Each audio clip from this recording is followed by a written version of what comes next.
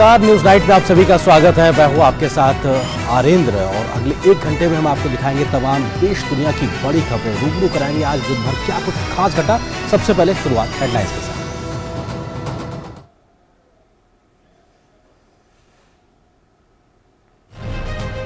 प्रधानमंत्री ने मैसूर में international big cats alliance IBCA का किया शुभारंभ। टाइगर्स सेंसर रिपोर्ट भी की जारी। देश में बाघों की संख्या बढ़कर 3167 पहुंची। प्रधानमंत्री ने प्रोजेक्ट टाइगर के 50 साल पूरे होने पर कहा, भारत में न सिर्फ टाइगर को बचाया है बल्कि उसे फलने फूलने का एक बेहतरीन इकोसिस्टम भी दिया।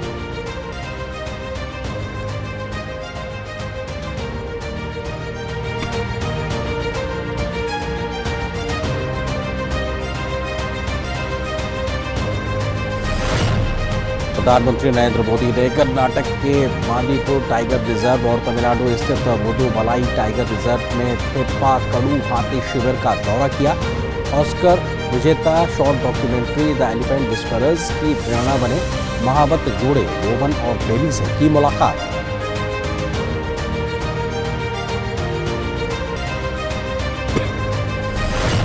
नई दिल्ली में हुई भाजपा की केंद्रीय चुनाव समिति की बैठक। प्रधानमंत्री, कई केंद्रीय मंत्री और भाजपा अध्यक्ष JP नड्डा बैठक में हुए शामिल। कर्नाटक विधानसभा चुनाव के लिए उम्मीदवारों के नाम पर हुई चर्चा।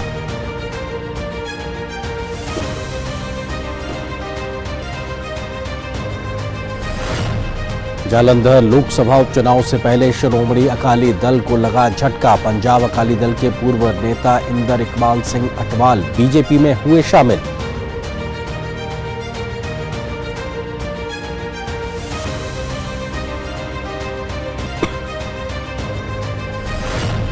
राजस्थान में सड़क पर आई कांग्रेस की कलह। सचिन पायलट ने मुख्यमंत्री अशोक गहलोत पर भ्रष्टाचार का लगाया आरोप। अपनी ही पार्टी की सरकार के खिलाफ 11 अप्रैल को जयपुर में 1 दिन के अनशन का किया ऐलान।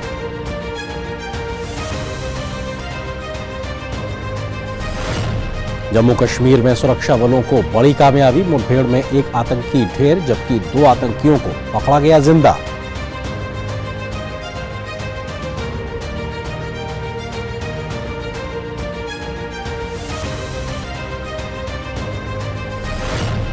यूक्रेन की प्रथम विदेश उपमंत्री एमीन जापारोवा का आज से 4 दिवसीय यात्रा पर भारत दौरे पर। दोनों देशों के बीच परस्पर हित से जुड़े तमाम मुद्दों पर होगी बातचीत।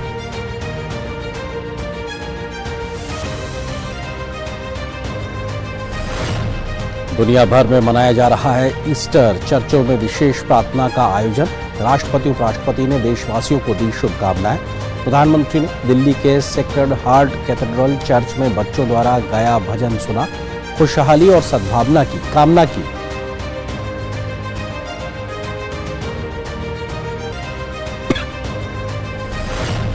भारत के प्रियांशु राजावत ने फ्रांस में आयोजित ओलियो मास्टर्स बैडमिंटन प्रतियोगिता का खिताब जीता। फाइनल में डेनमार्क के मैग्नस जोहान्सेन को कड़े संघर्ष में दी मात।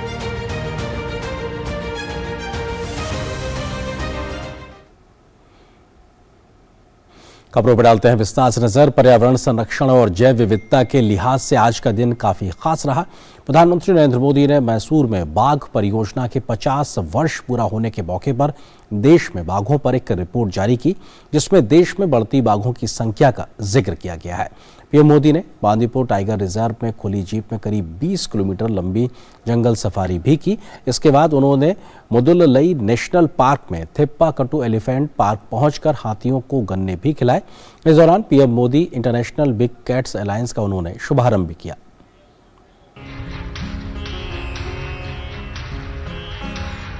अब की बार 3000 पार। देश में बाघों की स्थिति को लेकर यह आंकड़ा उत्साह और खुशी से भर देने वाला है। प्रधानमंत्री मोदी ने मैसूरू में बाघ परियोजना के 50 वर्ष पूरे होने के अवसर पर आयोजित समारोह में देश में बाघों की स्थिति से संबंधित रिपोर्ट जारी की। रिपोर्ट के अनुसार देश में बाघों की संख्या बढ़कर 3167 हो गई है, जो 2018 में 2967 थी। पीएम ने बाघ संरक्षण के लिए अमृतकाल का विजन, टाइगर रिजर्व के प्रबंधन, प्रभावी मूल्यांकन के 5वें चक्र की सारांश रिपोर्ट का भी विमोचन किया। एक और बड़ी पहल करते हुए पीएम मोदी ने इंटरनेशनल बिग कैट्स अलायंस का शुभारंभ किया। यह अलायंस इन प्रजातियों को शरण देने वाले आसपास के देशों की सदस्यता के साथ दुनिया की 7 प्रमुख बड़ी बिल्लियों अर्थात बाघ, शेर, तेंदुआ, हिम तेंदुआ, प्यूमा, जगुआर और चीता के संरक्षण और रक्षण पर ध्यान केंद्रित करेगा। पीएम मोदी ने जुलाई 2019 में वैश्विक नेताओं के अलायंस का आह्वान किया था ताकि एशिया में अवैध शिकार और अवैध वन्यजीव व्यापार पर सख्ती से अंकुश लगाया जा सके। प्रधानमंत्री के संदेश को आगे बढ़ाते हुए अलायंस की शुरुआत की गई है। पीएम ने विश्वास जताया कि ये पहल बहुत लाभकारी होगी। इस अलायंस के तहत सदस्य देश अपने अनुभव शेयर कर पाएंगे, अपने साथी देश की ज्यादा तेजी से मदद कर पाएंगे। ये अलायंस रिसर्च, ट्रेनिंग और कैपेसिटी बिल्डिंग पर भी जोर देगा। हम साथ मिलकर इन प्रजातियों को विलुप्त होने से बचाएंगे, एक सुरक्षित और बेहतरीन इकोसिस्टम का निर्माण करेंगे। प्रधानमंत्री मोदी ने कहा कि वन्य जीव तथा पर्यावरण संरक्षण के अच्छे परिणाम दिख रहे हैं। पीएम ने कहा कि देश में 75 साल के अंतराल के बाद चीते का जन्म होना इस बात का प्रमाण है कि देश में जैव विविधता बढ़ रही है। उन्होंने कहा कि भारत की परंपरा और संस्कृति पर्यावरण संरक्षण का संदेश देती है। हमारे यहाँ अनेक जनजातियों में टाइगर को अपना बंधु माना जाता है, भाई माना जाता है। और टाइगर मां दुर्गा और भगवान अयप्पा का वाहन तो है ही। Friends, India is a country where protecting nature is a part of culture. PM Modi ने कहा कि आज एशियाई हाथियों, एक सिंग वाले गैंडे, चीते, तेंदुए और बाघ की सबसे अधिक संख्या भारत में है। देश का वन क्षेत्र भी बढ़कर 2220 वर्ग किलोमीटर हो गया है और पर्यावरण की दृष्टि से संवेदनशील क्षेत्रों की संख्या बढ़कर 486 हो गई है। जिस समय हमने अपनी आजादी के 75 वर्ष पूरे किए हैं, उसी समय दुनिया की करीब करीब 75% टाइगर पॉपुलेशन भारत में ही है। ये भी संयोग है कि भारत में टाइगर रिजर्व भी 75,000 वर्ग किलोमीटर का और बीते 10-12 वर्षों में टाइगर पॉपुलेशन भी 75% बढ़ी है। इससे पहले पीएम मोदी ने बांदीपुर टाइगर रिजर्व का दौरा किया। पीएम मोदी ने अवैध शिकार रोधी केंद्र का भी निरीक्षण किया। पीएम मोदी ने वन्य जीवन को करीब से देखा। पीएम मोदी ने मुद्दुमलाई टाइगर रिजर्व में थोप्पाकड्डू एलिफेंट कैंप का भी दौरा किया। प्रधानमंत्री ने एलिफेंट कैंप के महावतों से बातचीत की। पीएम मोदी ने ऑस्कर विजेता short documentary the elephant whisperers की प्रेरणा बने जोड़े बोमन और बेली से भी मुलाकात की। पीएम मोदी ने उनके हाथी को भी देखा। आयशा खानम और तापस भट्टाचार्य के साथ ब्यूरो रिपोर्ट, डीडी न्यूज। और मैसूर में प्रोजेक्ट टाइगर के 50 वर्ष पूरे होने के स्मरण उत्सव कार्यक्रम का आयोजन किया गया। कार्यक्रम में टाइगर रिजर्व के प्रबंधन, प्रभावी मूल्यांकन के 5वें चक्र की सारांश रिपोर्ट का विमोचन भी हुआ। पीएम मोदी ने देश में बाघों की संख्या की घोषणा भी की। इस अवसर पर केंद्रीय वन एवं पर्यावरण मंत्री भूपेंद्र यादव से हमारे संवाददाता आयशा खानम ने खास बातचीत की। मेरे साथ है केंद्रीय मंत्री भूपेंद्र यादव। सर, ये बताइए कि बहुत शानदार ये रहा, प्राइम मिनिस्टर का दौरा रहा, प्रधानमंत्री ने सफारी देखी और आज की जो रिपोर्ट्स उन्होंने जाहिर की है, क्या कहना चाहेंगे? ये कितना उत्साहित करता है? प्रधानमंत्री जी ने पूरे देशवासियों को बधाई दी है क्योंकि टाइगर की संख्या बढ़ना और 3000 के पार जाना इस बात को दर्शाता है कि हमारे यहाँ कंजर्वेशन प्रोग्राम है। दूसरा, भारत इसमें लीडर बना है और आज जो सबसे बड़े गौरव का क्षण है कि प्रधानमंत्री जी ने भारत की लीडरशिप को आगे बढ़ाते हुए बिग कैट अलायंस को डिक्लेयर किया है। दुनिया के 97 देशों में बिग कैट अलायंस पाया जाता है।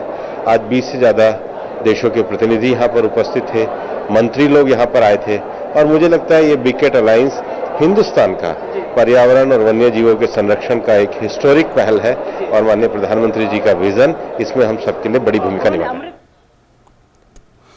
नई दिल्ली में आज भाजपा की केंद्रीय चुनाव समिति की बैठक हुई। प्रधानमंत्री, कई केंद्रीय मंत्री और भाजपा के अध्यक्ष जेपी नड्डा बैठक में शामिल हुए। बैठक में कर्नाटक विधानसभा चुनाव के लिए उम्मीदवारों के नाम पर मंथन हुआ, चर्चा हुई।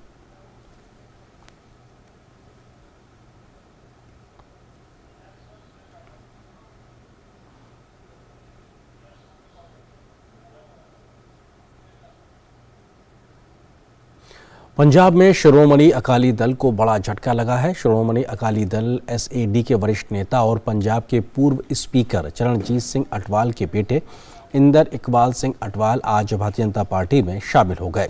एसएडी के इकलौते बड़े कद के दलित नेता चरणजीत सिंह अटवाल लोकसभा के डिप्टी स्पीकर भी रह चुके हैं। पूर्व विधायक इंदर इकबाल सिंह अटवाल ने नई दिल्ली में भारतीय जनता पार्टी की सदस्यता ग्रहण की। भाजपा मुख्यालय में केंद्रीय मंत्री हरदीप सिंह पुरी ने अटवाल को भाजपा की सदस्यता दिलाई। इंदर इकबाल लुधियाना के रायकोट से अकाली दल के विधायक रह चुके हैं। इंदर इकबाल अटवाल ने कहा कि प्रधानमंत्री नरेंद्र मोदी ने करतारपुर कॉरिडोर खोलकर ऐतिहासिक काम किया है। उन्होंने कहा कि भाजपा देश की सबसे बड़ी पार्टी है। मुझे खुशी है कि इससे मेरे जैसे एक कार्यकर्ता को काम करने का मौका दिया है।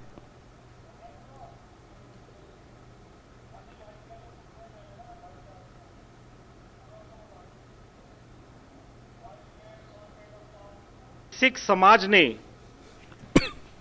देश की आजादी में भी योगदान दिया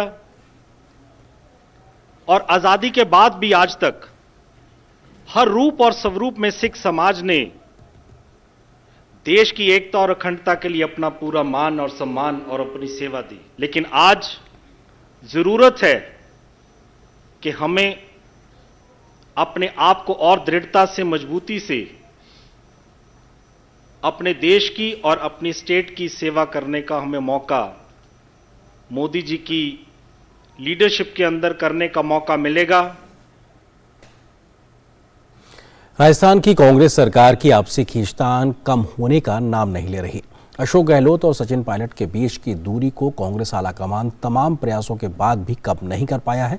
सचिन पायलट ने एक बार फिर से अपनी ही सरकार के खिलाफ मोर्चा खोलने का ऐलान कर दिया है और इशारों में अशोक गहलोत पर कई गंभीर आरोप भी लगाए हैं। राजस्थान में कांग्रेस की कलह खुलकर सामने आ गई है। अब राज्य के पूर्व उप मुख्यमंत्री सचिन पायलट आर पार की लड़ाई के मूड में दिख रहे हैं। सचिन पायलट ने मुख्यमंत्री अशोक गहलोत पर पूर्व मुख्यमंत्री वसुंधरा राजे से मिलीभगत के आरोपों के मद्देनजर अपनी ही सरकार के खिलाफ अनशन पर बैठने का ऐलान किया है। उन्होंने भ्रष्टाचार के मुद्दे पर खुद की पार्टी की सरकार पर सवाल खड़े किए हैं। पायलट ने ये घोषणा अपने निवास पर आयोजित पत्रकार वार्ता में की। सचिन पायलट ने बताया कि उन्होंने मुख्यमंत्री गहलोत से पूर्व मुख्यमंत्री वसुंधरा राजे के खिलाफ साल भर पहले शिकायत की थी, लेकिन गहलोत ने कोई एक्शन नहीं लिया। पायलट इसके विरोध में 11 अप्रैल को जयपुर में शहीद स्मारक पर एक दिन का अनशन करेंगे। भ्रष्टाचार, करप्शन के ऊपर जो हमारी एक नो टॉलरेंस पॉलिसी है करप्शन को लेकर, उसको और पुख्ता करने के लिए हम चाहते थे एक विस्तारित, पारदर्शी और प्रभावी कार्रवाई करी जानी चाहिए। अभी तक वो कार्रवाई करी नहीं गई है। इसलिए मैं 11 अप्रैल को राजस्थान में शहीद स्मारक के ऊपर एक दिन का अनशन करूंगा, इस बात को दोबारा रखने के लिए कि करप्शन को लेकर हमारी सरकार जो कहती है हम कर दिखाएंगे। सचिन पायलट के इस रुख ने कांग्रेस के लिए मुसीबतें पैदा कर दी हैं। पार्टी किसके साथ खड़ी हो इसे लेकर ऊहापोह की स्थिति है। इस बीच गहलोत सरकार के मंत्री प्रताप सिंह खाचरियावास ने सचिन पायलट का समर्थन किया है। सचिन पायलट एसेट है पार्टी की, यदि कोई सवाल उठा रहे हैं उनके सवालों का सम्मान होना चाहिए और उनको मुद्दे उठाने का हक है। पार्टी में कोई भी आदमी डेमोक्रेटिक पार्टी में अपनी आवाज उठा सकता है। भाजपा ने पूरे मामले पर अपनी प्रतिक्रिया में कहा कि राजस्थान सरकार की 4 साल की नाकामी को छुपाने के लिए इस तरह के मुद्दे उठाए जा रहे हैं। पार्टी के सांसद राज्यवर्धन सिंह राठौड़ ने कहा कि कांग्रेस के नेताओं की अपनी सरकार की विफलताओं को लेकर अनशन करना चाहिए। 4 साल से अगर 1 या 2 व्यक्ति कांग्रेस के सत्ता का अनशन कर लेते तो राजस्थान बच जाता। एक बच्चे को पता है कि राजस्थान के अंदर किस तरह से कुर्सी का खेल रचा जा रहा था, सत्ता का खेल रचा जा रहा था और उस सत्ता के खेल में जिस जनता ने उन्हें सत्ता पे बिठाया उस जनता को पूरी तरह से उसका तिरस्कार करा जा रहा था। अगर इतनी सी बात अगर ये कांग्रेस वाले समझ लेते तो आज राजस्थान की ये स्थिति नहीं होती और शायद आपस में भी जो इनकी स्थिति है वो भी नहीं। राजस्थान में नवंबर-दिसंबर के महीने में विधानसभा के चुनाव होने हैं। ऐसे में कांग्रेस के भीतर उपजा असंतोष उनके लिए खतरे की घंटी साबित हो सकता है। वैसे सचिन पायलट और अशोक गहलोत के बीच लड़ाई कोई नई नहीं। इससे पहले भी दोनों नेता कई मौकों पर आमने सामने आ चुके हैं। Bureau report, DD news.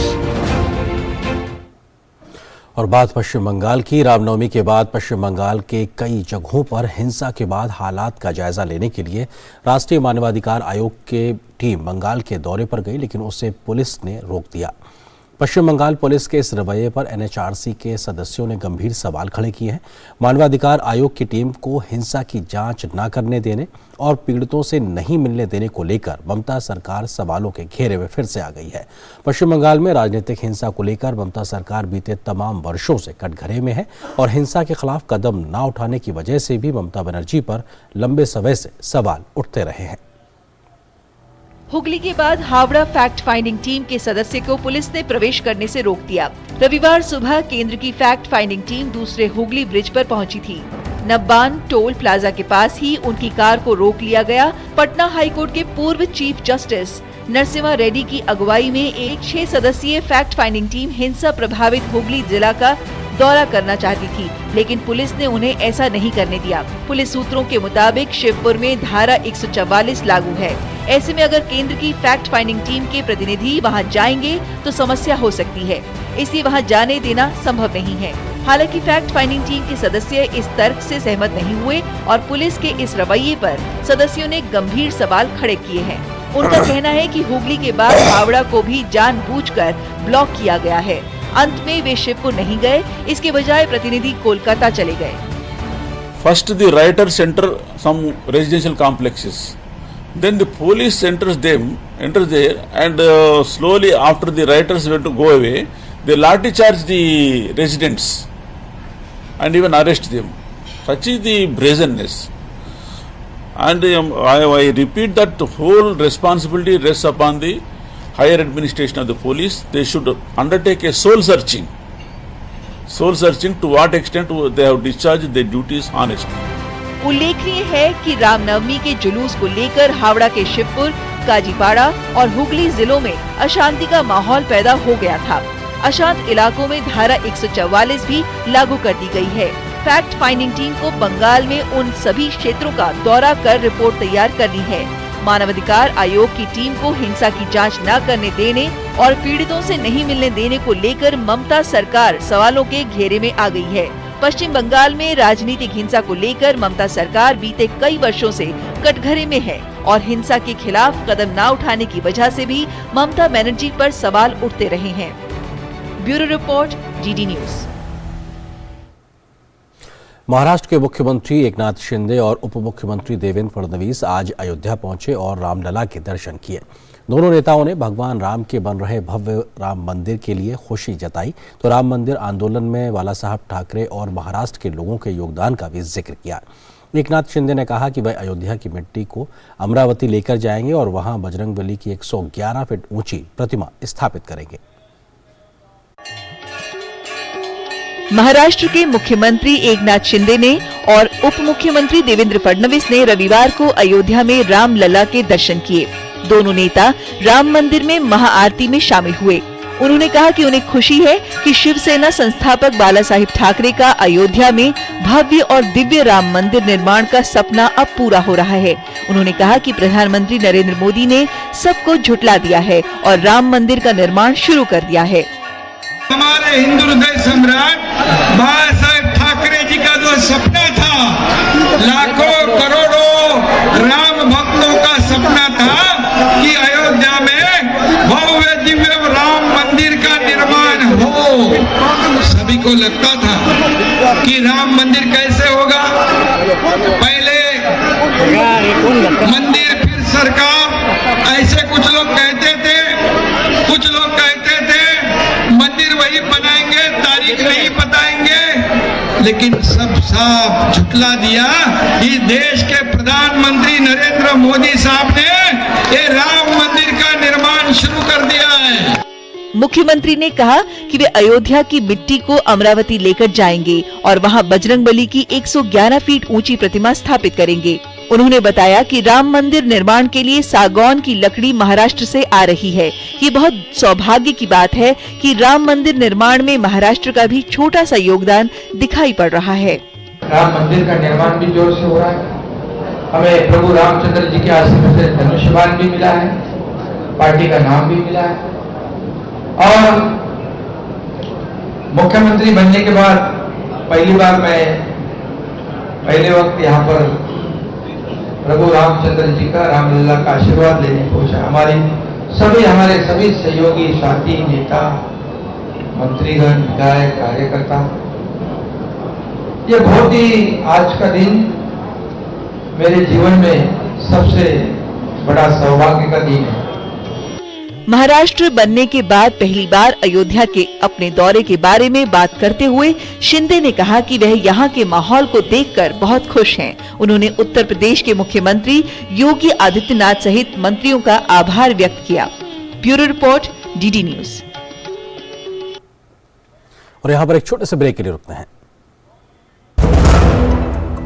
शुरू करो, डालो बुनियाद, घर महल नजर आएगा। वंडर लाइए, वंडर अपनाइए, फर्क नजर आएगा। वंडर सीमेंट, फर्क नजर आएगा।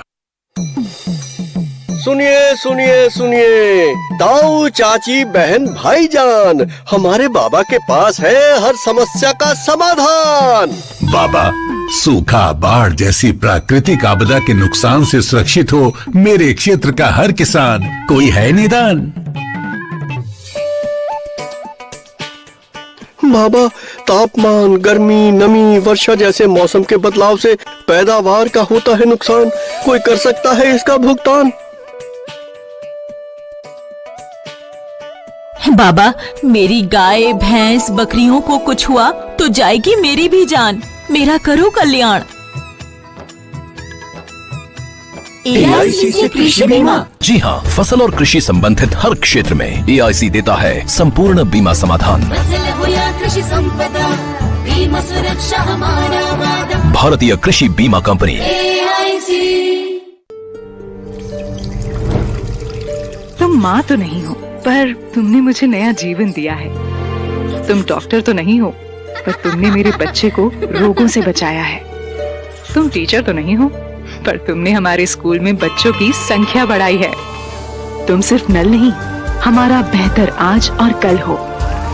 प्रधानमंत्री जी के जल जीवन मिशन के साथ आओ बनाएं आत्मनिर्भर भारत।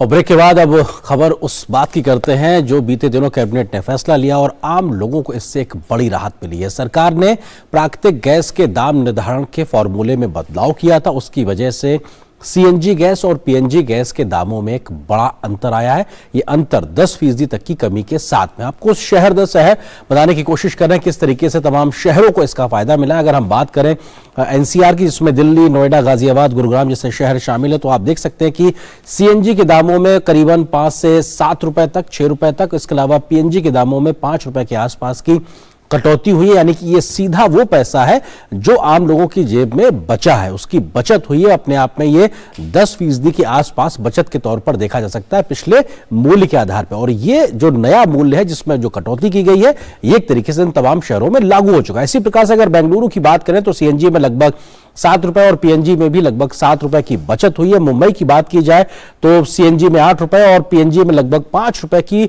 हर उपभोक्ता को बचत हो रही है। साथ ही साथ अगर अहमदाबाद की बात करें तो 8 रुपए से ज्यादा की CNG में बचत है, जबकि 5 रुपए से ज्यादा की PNG में बचत हो रही है। तो अपने आप में ये देश भर का मोटे तौर पे हर उस शहर में जहां पे CNG PNG की सुविधा है, वहां पर नए गैस के दाम लागू होने से पिछले दाम के मुकाबले लगभग 10% तक का कमी एक तरीके से हुई है, जिसका फायदा आम उपभोक्ताओं को मिलता नजर आ रहा है। लेकिन किस प्रकार का यह फैसला था उसका भी हम जिक्र करते हैं। CNG PNG पर आम जनता को बड़ी राहत दी, क्योंकि केंद्रीय कैबिनेट ने फैसला लिया था, उसके बाद इस फैसले को लागू किया गया। फैसला क्या था? फैसला तो यह था कि घरेलू प्राकृतिक गैस की कीमत निर्धारण के नए फॉर्मूले को मंजूरी दी गई थी, और यह मंजूरी के बाद में किस तरह से ये फायदा इसका दिखाई पड़ रहा, सीएनजी और पीएनजी की कीमतों पर अधिकतम सीमा तय कर दी गई। एक नए फार्मूले के साथ में अधिकतम सीमा तय कर दी गई। किरीट पारिक जो समिति थी उसकी सिफारिशों के आधार पर मोदी सरकार की कैबिनेट ने यह फैसला लिया, और उसके आधार पर एक बचत का फायदा आम लोगों को मिलता दिखाई पड़ रहा है। सीएनजी पीएनजी के दामों में लगभग 10% तक की कटौती हुई है, कमी हुई है, और ये 10% की बचत आम उपभोक्ता की जेब में उसके हिस्से में गई है इस नए फार्मूले के वजह से। इसका फायदा घरेलू उपभोक्ताओं को, सीएनजी गाड़ी चलाने वाले लोग और गैस आधारित जो तमाम इंडस्ट्रीज हैं, यानी कि हर वो व्यक्ति जो सीएनजी किसी भी रूप में इस्तेमाल कर रहा है या पीएनजी किसी भी रूप में इस्तेमाल कर रहा है, हर उस व्यक्ति को फायदा है, चाहे वो एक आम उपभोक्ता हो या फिर गैस आधारित उद्योग से जुड़े हुए लोग हो। तो एक तरीके से बड़ा फायदा लोगों को। और अतिरिक्त गैस उत्पादन पर 20% प्रीमियम मिलेगा, इस बात का फैसला भी मोदी सरकार की कैबिनेट ने किया। यानी कि जो तयशुदा गैस उत्पादन के मानक है उससे ज्यादा अगर गैस उत्पादन करते हैं तो उस पर 20% प्रीमियम भी उत्पादकों को मिलेगा। इसका फायदा क्या होगा? गैस उत्पादन बढ़ाने के लिए प्रोत्साहन मिलेगा। तो जो गैस उत्पादन में काम कर रही जो कंपनियां हैं उन सबको इसका एक तरीके से प्रोत्साहन मिलेगा, नई तकनीक का इस्तेमाल करते नजर आएंगे।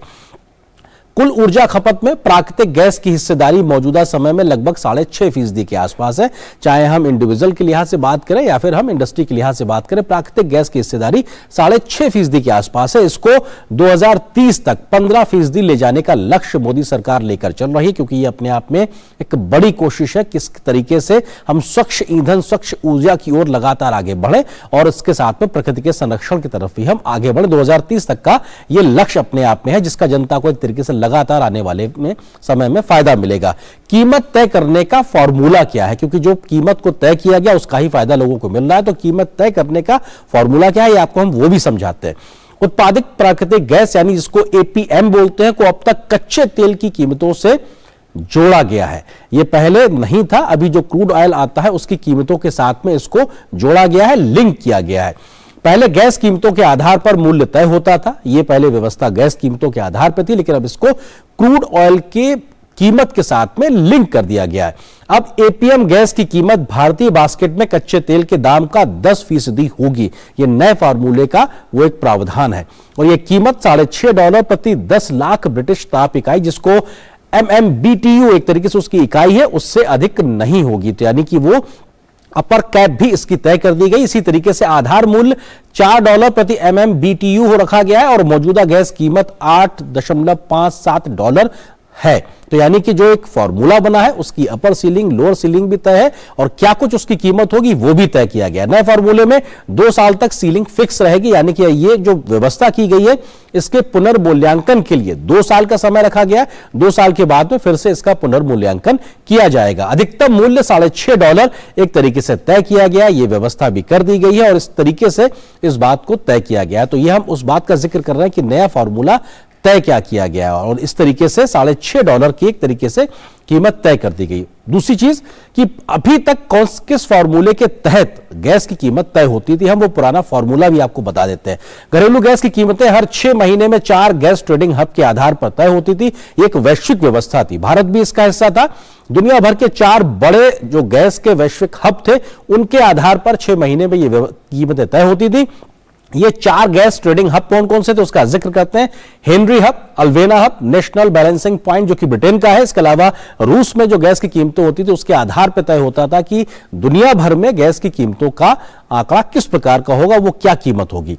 मौजूदा प्रणाली में समय अंतराल ज्यादा था क्योंकि 6 महीने का था, और ये बहुत ज्यादा इसमें अस्थिरता होती थी, यानी 6 महीने के बाद में गैस के दाम तय होते थे, और इसमें अप एंड डाउन या अस्थिरता, अनस्टेबिलिटी भी बहुत ज्यादा होती थी। इसलिए कीमतों को तर्क संगत बनाने के लिए ये समय की मांग थी, और इस वजह से इस नए फॉर्मूले को एक तरीके से तय किया गया। तो ये मोदी सरकार की कैबिनेट ने एक तरीके से नया फैसला लिया, और फैसला लेने के बाद में एक तरीके से यह तय किया कि नया फॉर्मूला तय किया जाएगा, और उस आधार पर एक आम उपभोक्ता को उसके सीएनजी और पीएनजी के बिल में 10% तक की कटौती होते हुए उसको फायदा साफ तौर से मिल रहा है। तो ये फायदा मिलना भी शुरू हो गया, फैसला हुआ, नोटिफिकेशन हुआ और ये जमीन पे लागू हो गया। फिलहाल एक छोटे से ब्रेक के लिए रुकते हैं।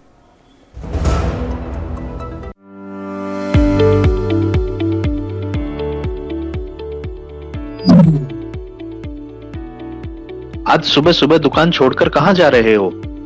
मैं चला फूड सेफ्टी का लाइसेंस बनवाने। अब ये कौन सा नया लाइसेंस आ गया? नया नहीं भाई, बहुत जरूरी लाइसेंस है। ये लाइसेंस अब सभी खाद्य सामग्री का व्यापार करने वालों के लिए अनिवार्य है। परंतु मेरी दुकान और काम तो बहुत छोटा है, फिर भी मुझे ये लाइसेंस बनवाना पड़ेगा। तुमने बिल्कुल सही सवाल पूछा है। जिनका सालाना व्यापार 12 लाख रुपए से कम है उनके लिए रजिस्ट्रेशन की सुविधा है, और वो भी सिर्फ 100 रुपए के मामूली से शुल्क पर। और जिनका व्यापार 12 लाख रुपए से ज्यादा है वो 2000 रुपए के शुल्क पर लाइसेंस प्राप्त कर सकते हैं। अच्छा भाई, अब ये तो बताओ, इस लाइसेंस या रजिस्ट्रेशन के फायदे क्या हैं हम लोगों के लिए? इसके बहुत से फायदे हैं, जैसे ये हमें कानूनी सुरक्षा प्रदान करता है, कस्टमर के बीच हमारी साख मजबूत करता है, जिससे हमारा व्यापार बढ़ता है, और सबसे जरूरी बात, खाद्य सुरक्षा को मजबूत बनाता है, जो हम सबकी एक जिम्मेदारी भी है। अरे वाह, एक लाइसेंस के इतने सारे फायदे! ये तो हम सभी खाद्य सामग्री बेचने वालों को तुरंत ले लेना चाहिए। रुको, मैं भी तुम्हारे साथ चलता हूँ। हाँ जरूर चलो, दोनों साथ चलते हैं। फूड सेफ्टी का रजिस्ट्रेशन या लाइसेंस आप खुद से ऑनलाइन भी अप्लाई कर सकते हैं, या फिर डिपार्टमेंट ऑफ फूड सेफ्टी जो मयूर भवन कनॉट प्लेस पर स्थित है के सुविधा केंद्र की मदद से भी अप्लाई कर सकते हैं। दिल्ली खाद्य संरक्षा विभाग द्वारा जनहित में जारी। तुम गुल्लक तो नहीं, पर तुमने हमारे पैसे बचाए हैं। तुम्हारी वजह से ही 5 लाख तक का मुफ्त इलाज हो पाया है।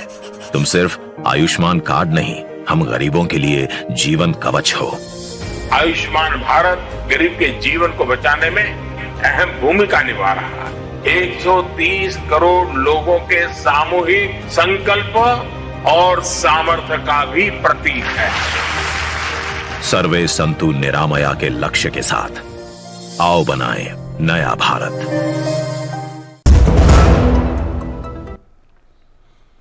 और ब्रेक के बाद रुक करते कुछ और महत्वपूर्ण खबरों की ओर। जम्मू कश्मीर में सेना के जवानों ने आज जम्मू संभाग के सीमांत जिले पुंछ में नियंत्रण रेखा पर घुसपैठ की एक बड़ी कोशिश को नाकाम करते हुए एक पाकिस्तानी घुसपैठियों को मार गिराया, जबकि 2 आतंकियों को जिंदा पकड़ा है। पुंछ जिले में नियंत्रण रेखा के पास शाहपुर सेक्टर में 3 संदिग्ध आतंकियों की घुसपैठ की कोशिश को तड़के करीब 2:15 बजे नाकाम कर दिया गया। रक्षा प्रवक्ता लेफ्टिनेंट कर्नल देवेंद्र आनंद ने कहा कि सैनिकों ने शनिवार और रविवार की दरमियानी रात को पुंछ में नियंत्रण रेखा पर सीमा बाड़ के पास व्यक्तियों के एक समूह की संदिग्ध गतिविधियों का पता लगाया। घुसपैठ की आशंका को देखते हुए सेना की ओर से की गई गोलीबारी में एक घुसपैठिया मारा गया।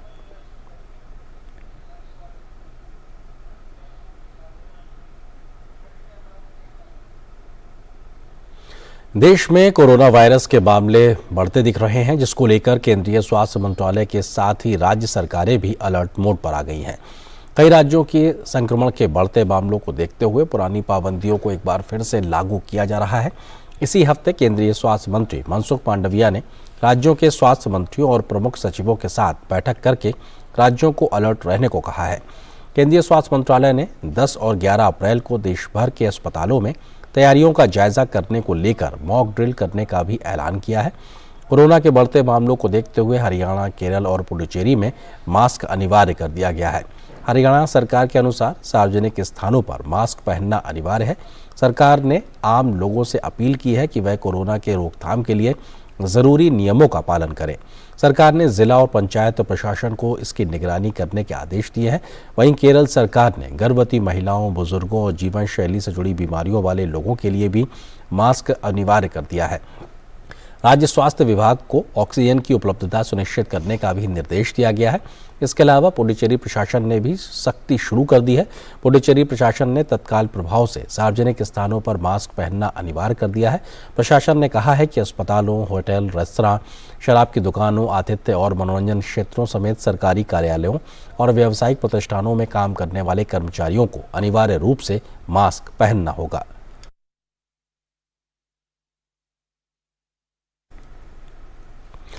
और देख लेते हैं कोरोना संक्रमण के ताज़ा आंकड़े क्या हैं। स्वास्थ्य और परिवार कल्याण मंत्रालय के मुताबिक देश भर में पिछले 24 घंटों में कोरोना के 5,357 नए मामले दर्ज किए गए हैं। वहीं पिछले 24 घंटों में 3,726 मरीज उपचार करवाकर स्वस्थ हो चुके हैं, जिसके बाद देश में रिकवरी रेट 98.74% हो गया है। वहीं साप्ताहिक पॉजिटिविटी रेट वर्तमान में 3.54% दर्ज किया गया है। इसके साथ ही दैनिक पॉजिटिविटी रेट 3.39% दर्ज किया गया है। देश में कोरोना के सक्रिय मामलों की संख्या 32,814 है।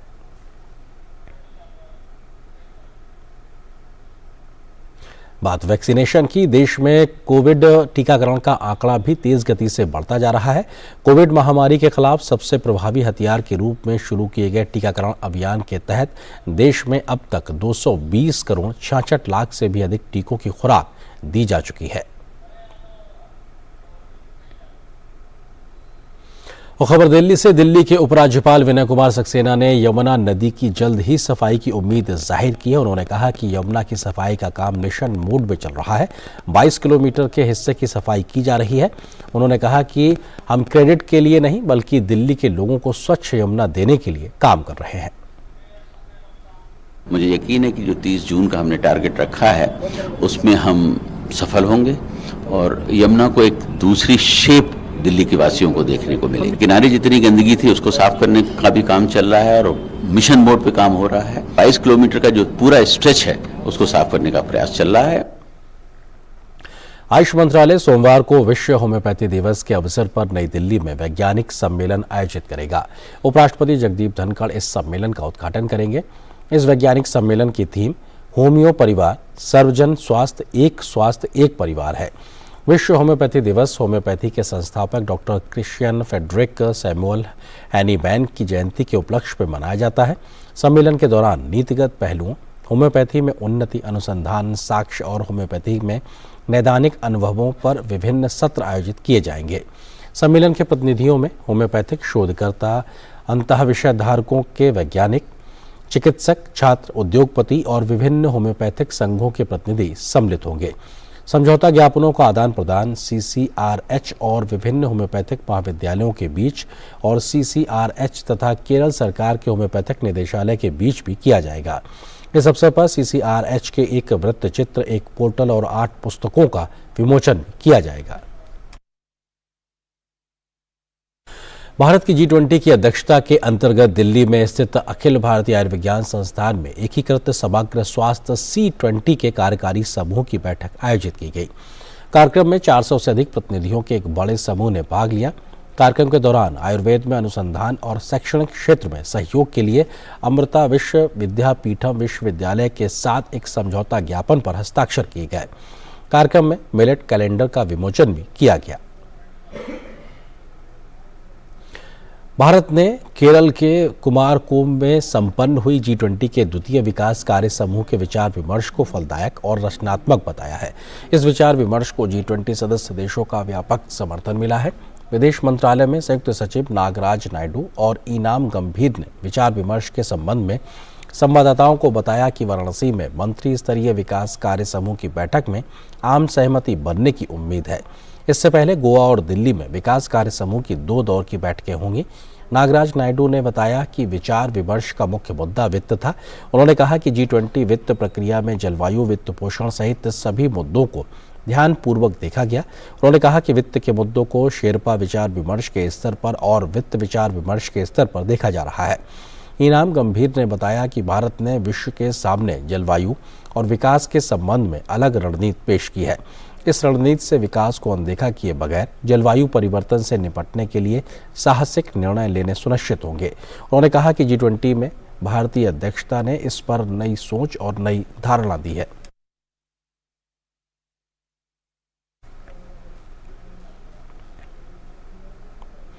वित्त मंत्री निर्मला सीतारमण अंतर्राष्ट्रीय मुद्रा कोष और विश्व बैंक की वार्षिक बैठकों में भाग लेने के लिए अमेरिका के दौरे पर है। वित्त मंत्री अपनी यात्रा के दौरान विश्व बैंक समूह WVG और अंतर्राष्ट्रीय मुद्रा कोष IMF की 2023 बैठकों में भाग लेंगी। साथ ही वो G20 बैठकों, निवेशक और अन्य संबंधित बैठकों में भी शामिल होंगी। ये बैठकें 10 अप्रैल से 16 अप्रैल तक वाशिंगटन DC स्थित WVG और IMF मुख्यालय में आयोजित की जाएंगी। वसंतकालीन बैठकों में दुनिया भर के वित्त मंत्री और केंद्रीय बैंक के गवर्नर भाग लेंगे।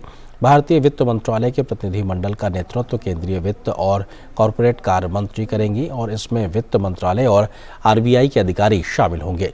केंद्रीय वित्त मंत्री के प्रमुख कार्यक्रमों में विश्व बैंक विकास समिति और IMF समिति के पूर्ण सत्र, विश्व के अर्थशास्त्रियों और थिंक टैंक के साथ संवाद, विभिन्न देशों और अंतर्राष्ट्रीय संगठनों के साथ द्विपक्षीय विचार विमर्श, राउंड टेबल बैठकों में वैश्विक व्यापार जगत के प्रतिनिधियों और निवेशकों के साथ संवाद और भारतीय प्रवासियों के साथ बातचीत करना शामिल है। वित्त मंत्री निर्मला सीतारमण और भारतीय रिजर्व बैंक के गवर्नर शक्तिकांत दास 12 से 13 अप्रैल को दूसरी G20 FMCBG बैठक की संयुक्त अध्यक्षता करेंगे। G20 सदस्य देशों, 13 आमंत्रित देशों और विभिन्न अंतर्राष्ट्रीय तथा क्षेत्रीय संगठनों के लगभग 350 प्रतिनिधि इस बैठक में शामिल होंगे तथा वैश्विक मुद्दों के व्यापक आयाम के परिप्रेक्ष्य में बहुपक्षीय चर्चाओं में भाग लेंगे।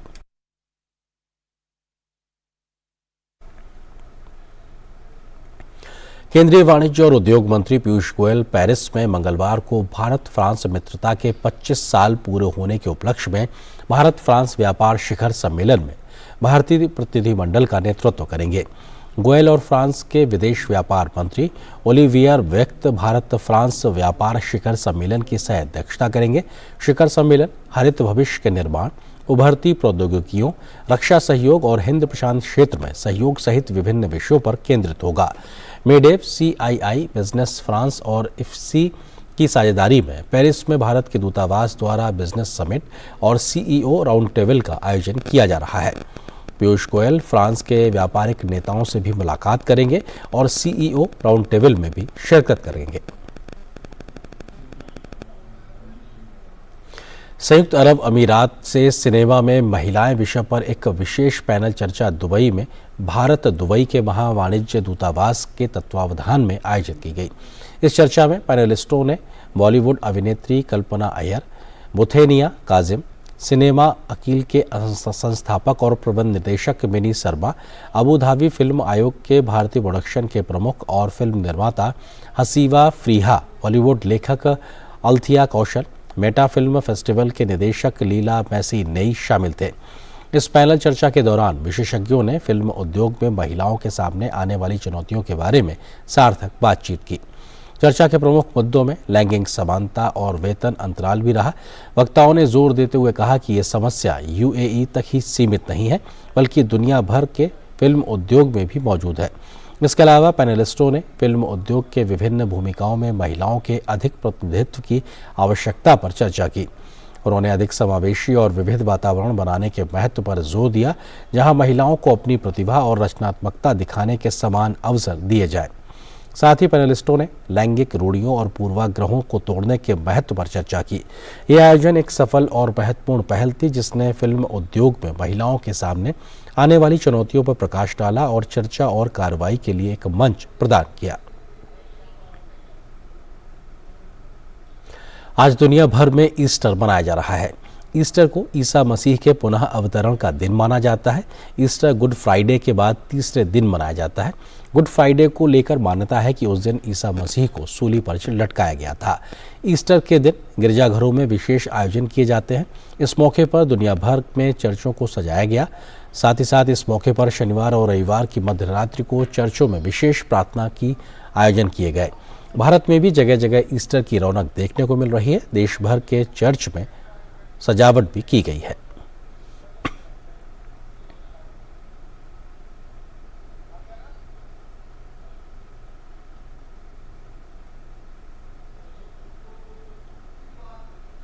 राष्ट्रपति द्रौपदी मुर्मू ने ईस्टर के अवसर पर देशवासियों को शुभकामनाएं दी हैं। सभी नागरिकों, विशेषकर ईसाई समुदाय को ईस्टर की बधाई। ईस्टर प्रेम और करुणा का प्रतीक है। प्रभु यीशु ने सत्य और न्याय के लिए अपने प्राणों की आहुति देकर हमें प्रेम और क्षमा का संदेश दिया है। आइए हम प्रभु यीशु के आदर्शों को अपनाकर प्रेम और सद्भाव फैलाएं। उपराष्ट्रपति जगदीप धनखड़ ने भी ईस्टर की शुभकामनाएं दी हैं। उन्होंने एक ट्वीट करके लिखा है कि सभी को ईस्टर की शुभकामनाएं। ईस्टर प्रभु ईसा मसीह के पुनर्जीवित होने की याद दिलाता है। यह प्रेम, करुणा और क्षमा की परिवर्तनकारी शक्ति का प्रतीक है।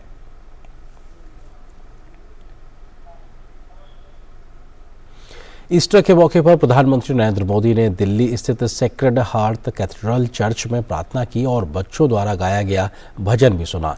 ईस्टर के मौके पर प्रधानमंत्री ने गिरजाघर पहुंचने से चर्च में मौजूद लोगों में खासा उत्साह भी देखा गया।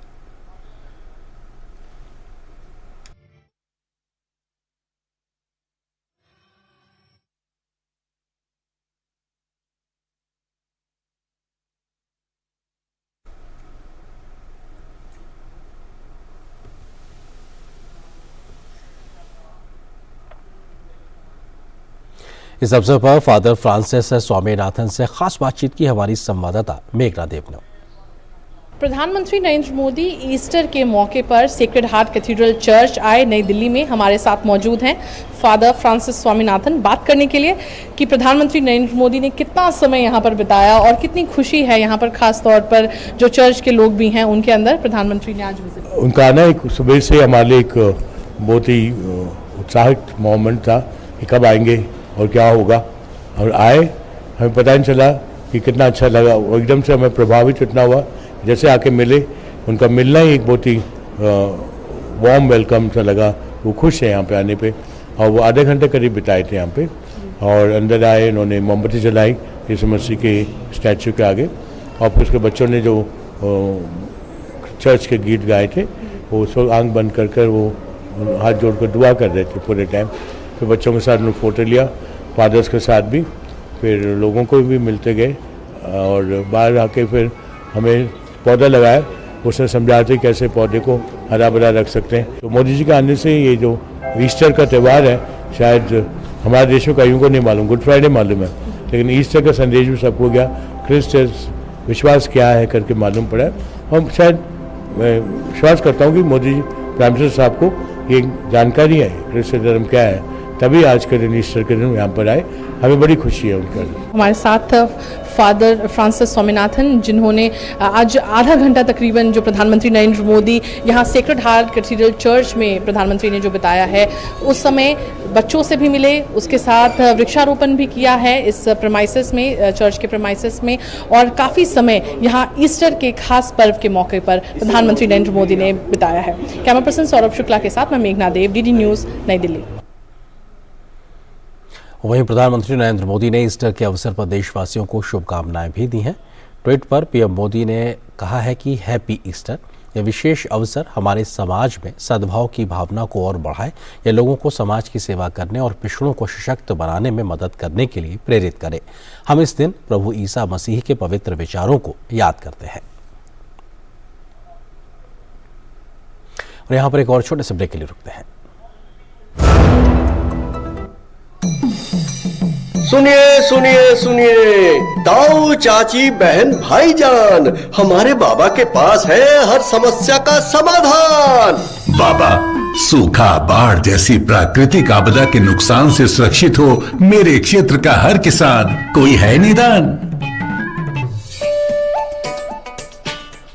बाबा, तापमान, गर्मी, नमी, वर्षा जैसे मौसम के बदलाव से पैदावार का होता है नुकसान, कोई कर सकता है इसका भुगतान?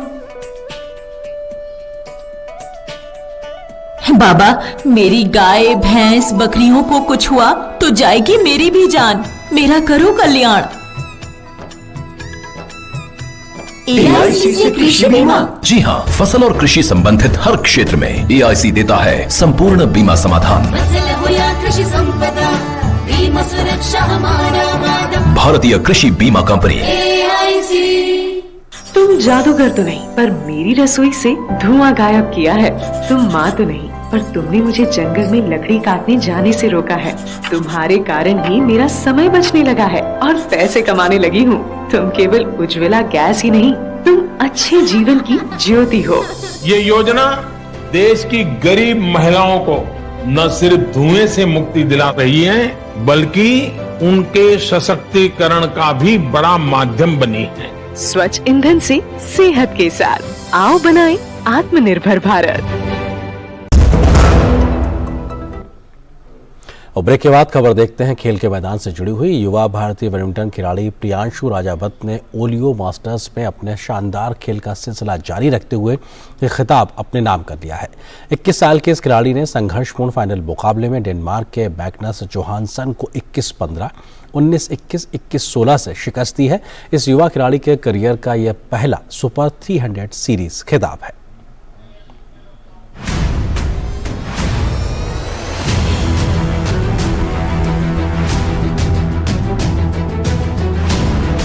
भारत के प्रियांशु राजावत ने ओलियो मास्टर्स बैडमिंटन प्रतियोगिता का खिताब जीत लिया है। प्रियांशु ने फाइनल में डेनमार्क के मैग्नस जोहानसन को कड़े संघर्ष में शिकस्त दी। प्रियांशु ने शानदार शुरुआत करते हुए पहला गेम आसानी से 21-15 से अपने नाम कर मैच में बढ़त बना ली।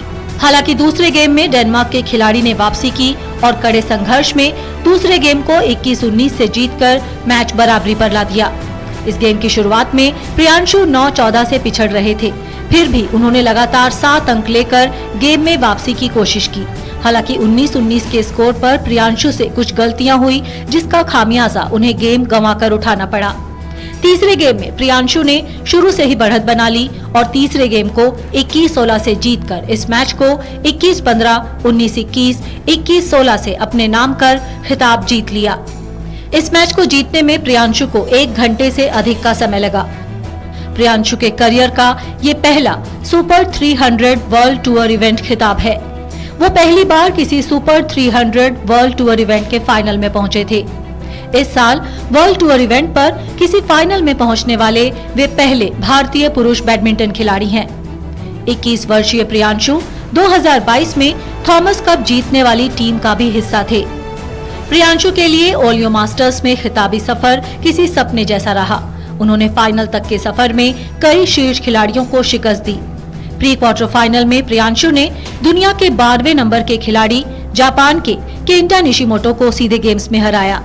क्वार्टर फाइनल में उन्होंने चीनी ताइपे के ची यू जेन को शिकस्त दी। वहीं सेमीफाइनल में प्रियांशु ने दुनिया के 35वें नंबर के खिलाड़ी नहात एनगुएन को सीधे गेम्स में हराया। Sports desk, DD news. और बात क्रिकेट की। आईपीएल में आज खेले गए पहले मैच में एक बेहद रोमांचक मुकाबले में कोलकाता नाइट राइडर्स ने गत विजेता गुजरात टाइटंस को 3 विकेट से हरा दिया। केकेआर की इस जीत के हीरो रहे रिंकू सिंह, जिन्होंने आखिरी ओवर में लगातार 5 छक्के लगाए।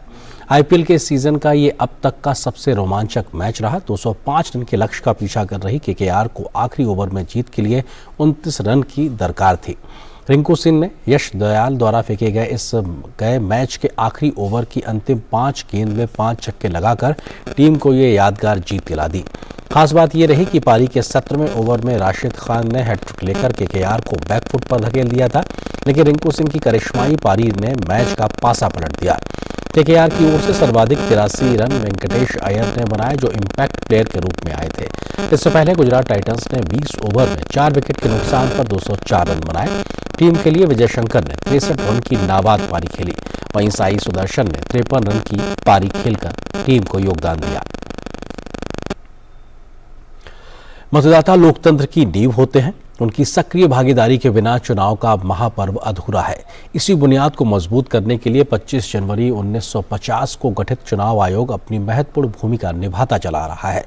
चुनाव आयोग के स्थापना दिवस की वर्षगांठ के ठीक बाद 27 जनवरी 2019 को प्रसारित मन की बात कार्यक्रम में प्रधानमंत्री नरेंद्र मोदी ने चुनाव आयोग के कार्यों की प्रशंसा करते हुए गर्व महसूस करने का जिक्र किया था।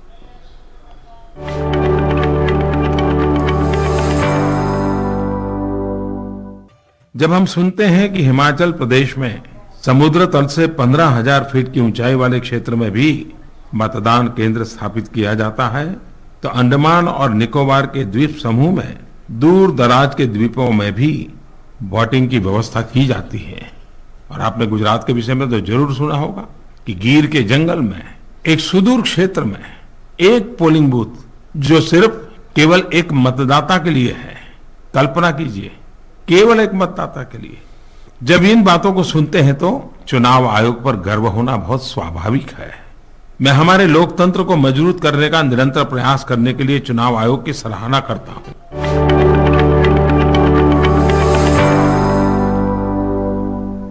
और अब नजर डालते हैं देश की कुछ और महत्वपूर्ण खबरों पर फटाफट अंदाज में। यूके इंडिया बिजनेस काउंसिल के कार्यकारी अध्यक्ष रिचर्ड हील्ड ने केंद्रीय मंत्री पीयूष गोयल के साथ मुलाकात की। दोनों के बीच चर्चा भारत और यूके के बीच व्यापार और निवेश संबंधों को गति देने के तरीकों पर केंद्रित रही। बीएन चंद्रप्पा को तत्काल प्रभाव से कर्नाटक प्रदेश कांग्रेस कमेटी का कार्यकारी अध्यक्ष नियुक्त किया गया है। कांग्रेस अध्यक्ष मल्लिकार्जुन खड़गे ने यह नियुक्ति की है। बता दें कि कर्नाटक कांग्रेस के कार्यकारी अध्यक्ष आर ध्रुव नारायण का बीते महीने निधन हो गया था। बिहार में दानापुर मंडल के आरा बक्सर रेलखंड के बीच डुमरांव स्टेशन के पास मालगाड़ी की 3 बोगी पटरी से उतर गई, जिससे इस रूट पर जाने वाली ट्रेनों का आवागमन बाधित हो गया। रेल हादसे के कारण मगध एक्सप्रेस समेत कई ट्रेनें फंसी रहीं। केंद्रीय रिजर्व पुलिस बल आज 58वां शौर्य दिवस मना रहा है। नई दिल्ली में सीआरपीएफ के डीजी सुजॉय लाल थाउसेन ने सीआरपीएफ वीरता दिवस के अवसर पर प्राणों की आहुति देने वाले सीआरपीएफ के जवानों को श्रद्धांजलि अर्पित की। शौर्य दिवस उन वीर सिपाहियों के लिए मनाया जाता है जिन्होंने अदम्य साहस का परिचय दिया। भारत मौसम विज्ञान विभाग ने कहा कि अगले 3 से 5 दिनों के दौरान देश के अधिकांश हिस्सों में अधिकतम तापमान में 3 से 5 डिग्री सेल्सियस की क्रमिक वृद्धि होगी। हालांकि इस अवधि के दौरान देश के किसी भी हिस्से में लू नहीं चलेगी। मौसम विज्ञान विभाग ने कहा कि इसी अवधि के दौरान पूर्वोत्तर भारत और पश्चिमी हिमालयी क्षेत्र में तापमान सामान्य रहेगा। हिमाचल प्रदेश की राजधानी शिमला सैलानियों से गुलजार हो गई है। इस वीकेंड पर एक साथ 3 छुट्टियों की वजह से यहां दूसरे राज्य के लोगों का सैलाब शिमला में उमड़ा है। राजधानी के लगभग सभी होटल और पार्किंग भर गए हैं। 2 दिन में 23,000 से अधिक गाड़ियों ने शिमला में प्रवेश किया। तो इन्हीं खबरों के साथ न्यूज नाइट में आज के इस सफर में फिलहाल बस इतना है, लेकिन डीडी न्यूज पर खबरों का सफर लगातार जारी रहेगा। नमस्कार।